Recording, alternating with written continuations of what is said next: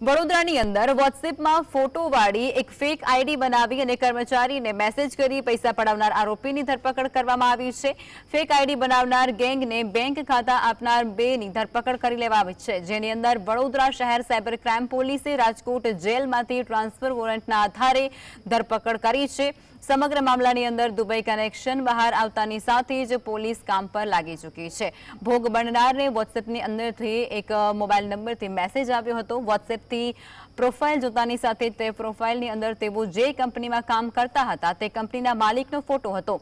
કંપનીના માલિક સરકારી અધિકારી સાથે મીટિંગમાં છે અને તેમને કંપનીના નવા પ્રોજેક્ટ માટે પૈસાની જરૂર છે તેમ જણાવી ફરિયાદીને બેંક ખાતા નંબર મોકલી આપ્યા હતા અને બેંક ખાતાની અંદર ફરિયાદી પાસેથી 69 લાખ રૂપિયા ટ્રાન્સફર કરાવી છેતરપિંડી આચરી હતી।